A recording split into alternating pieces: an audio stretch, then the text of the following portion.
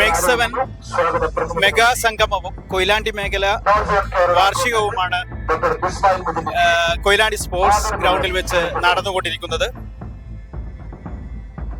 നിരന്തരമായിട്ട് നമ്മുടെ ഓരോ ദിവസവും ഒരു ദിനചര്യയായിട്ട് തന്നെ ഇതിനെ എടുത്തെങ്കിലാണ് ഇതുകൊണ്ട് നമുക്കൊരു കാര്യം ഉണ്ടാവും.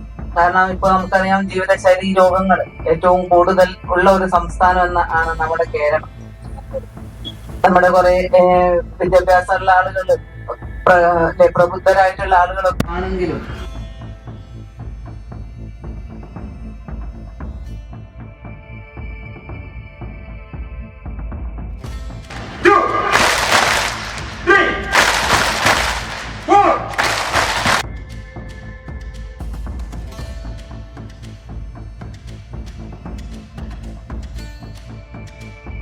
സംരക്ഷണത്തിന് MEC 7 അംഗം എന്ന നിലയിൽ പ്രയത്നിക്കുമെന്നും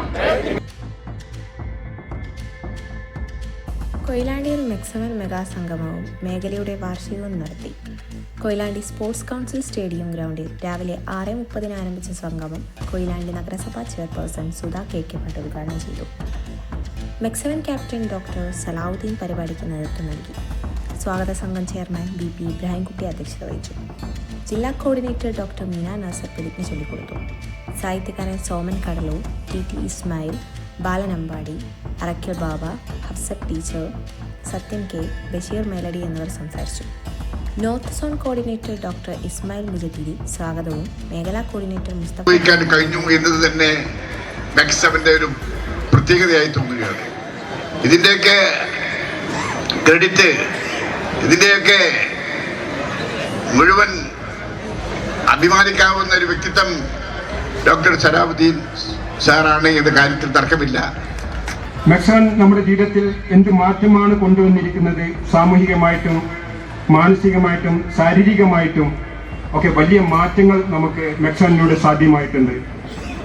അത് തന്നെയാണ് MEC 7 ഏറ്റവും വലിയ വിജയവും.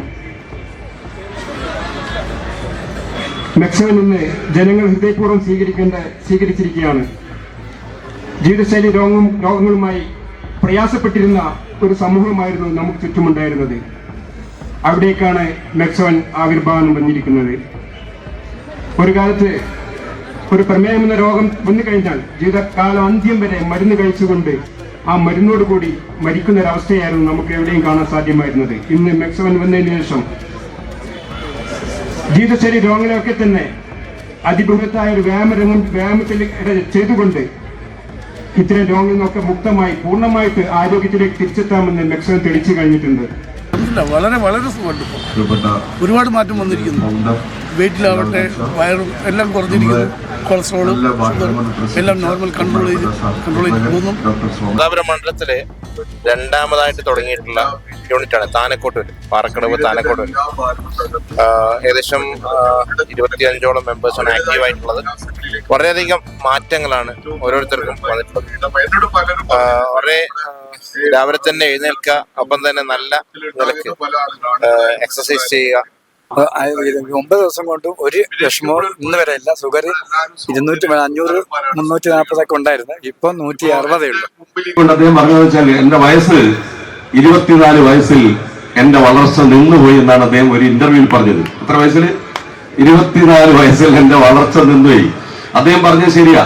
അദ്ദേഹത്തിന്റെ മകള് സുറുമിയുടെ കല്യാണത്തിന് ഈ ദുൽഖറിന് ഒരു ഏച്ചിയുണ്ട്, അധികാരിക്കും അറിഞ്ഞൂടാ. നല്ല ഫോട്ടോഗ്രാഫറാണ്, നല്ല ചിത്രകാരിയാണ്. അവളുടെ കല്യാണത്തിന് 10,000-കണക്കിന് ആൾ പങ്കെടുത്തിരുന്നു. വിളിച്ചവരും വിളിക്കാത്തവരും. മമ്മൂട്ടിന്റെ മോളെ കല്യാണമല്ലേ, സകല ആളുകൾ എത്തിച്ചേർന്നിട്ടുണ്ട്. ആ 10,000-കണക്കിന് ആളുകളിൽ ഏറ്റവും സുന്ദരൻ മമ്മൂട്ടി തന്നെയാണ്. വരനെ ആരും നോക്കുന്നില്ല, വധുവിനെ ആരും നോക്കുന്നില്ല. ദുൽഖർ അന്ന് സിനിമയിലെത്തില്ല, അവനെ ആരും നോക്കുന്നില്ല. ശബ്ദ സൗന്ദര്യത്തിന്റെയും ശരീര സൗന്ദര്യത്തിന്റെയും അവസാനത്തെ വാക്കായി ഈ ചങ്ങാതികൾ നിൽക്കുമ്പോ നമ്മളൊക്കെ പഴയ കാലത്ത്, ഞാനൊക്കെ 20 വയസ്സുള്ള സ്ഥാനത്ത് 35 വയസ്സുകാരന്റെ വയസ്സൻ എന്നാണ് കണ്ടിരുന്നത്.